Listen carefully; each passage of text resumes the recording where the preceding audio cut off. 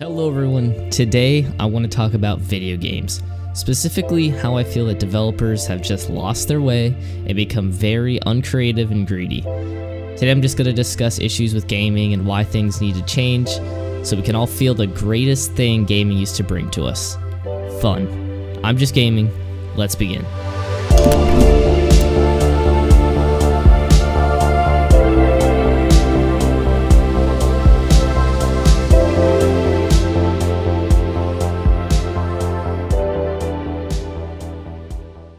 Quick topic I want to discuss is early access games. This is more for the PC realm. If you're in console, you probably don't know exactly what it is. Basically, it's just a game that is in its alpha or beta stage that developers will decide to go ahead and put on the market for people to buy, and they'll warn you that the game is a work in progress and that you may experience bugs and crashes, but there's kind of a catch to it, so just listen to this. I personally feel that they have ruined the PC gaming market tremendously. Games like DayZ, which is what you're watching on screen right now, have shown developers how easy it is to make a quick dollar before their product is even finished. And honestly, more and more games are following that track, which really sucks. In 2017, PlayerUnknown's Battlegrounds undoubtedly became the biggest game of the year. It's now reached over a daily 2+ million players on Steam. And at the time of recording this video on January 14th right now, the top player count was 3.2 million players. That is crazy. But from March to December, the game was in early access, and that's pretty acceptable. That's not a long time, and I think the game came out pretty well.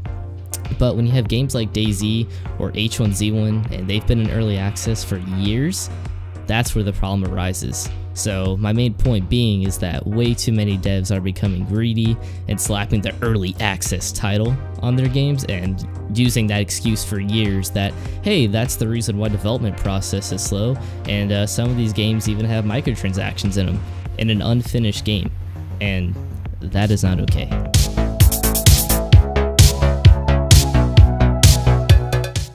Single player. It seems that single-player games are kind of dying, or at least just not looked at as the primary reason to buy a game. Look at Wolfenstein: The New Order or The New Colossus. By far, definitely one of the best single-player experiences I've had in a long time. Before it, games like Assassin's Creed, before it went to the dump, were easily one of my favorite series, and Uncharted, my god, Uncharted is by far my favorite series ever. And I just wish more games had the heart and soul that it and the old Assassin's Creed games used to carry. Right now, just look at some gameplay and really pay attention and listen to the music from Uncharted and Assassin's Creed, because a game soundtrack goes a very long way.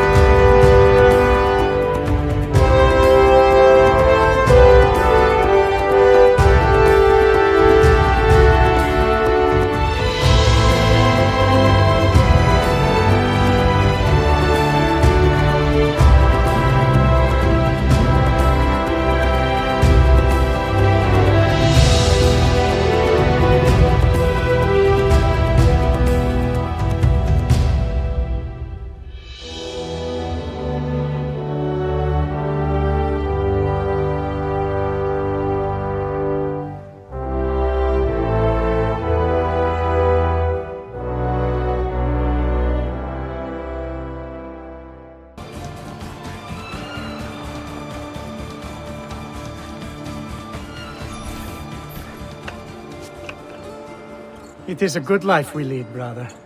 The best. May it never change. And may it never change us.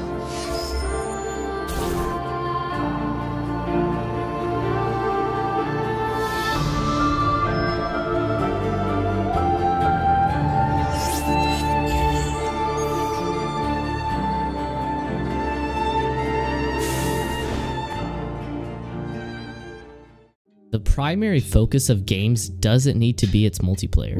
We need more games that deliver a great single player experience along with a fun online one as well. Look at Call of Duty Modern Warfare 2. it's known for its amazing story and multiplayer. And nowadays, COD's campaigns are pretty boring. And that may just be my opinion, but I still think single player needs more attention, and it can't just be tacked on. It needs to feel like it has purpose and that it's telling an actual story worth telling.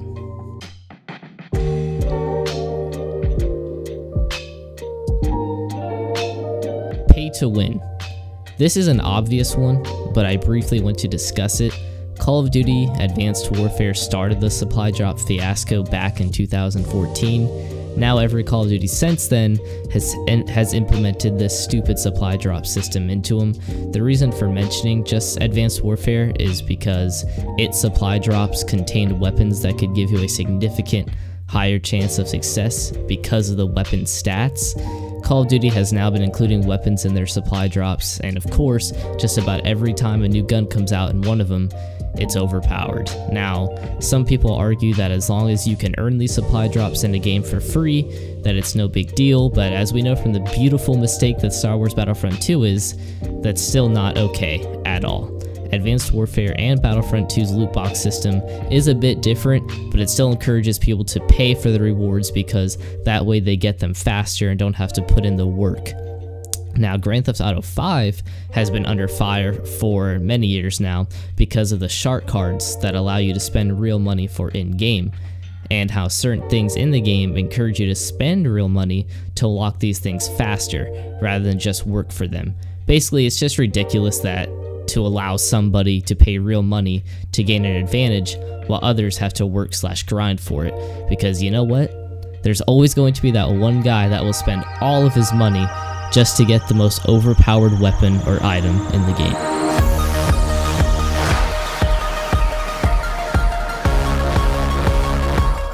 And sure, I've had some fun in the games I've played in recent years, but not to the degree that I used to. Only games like The Last of Us, Uncharted 4, and Wolfenstein have made me feel that same level of fun. Yet, Uncharted was already a good series, and The Last of Us is made by Naughty Dog, the same people that make Uncharted.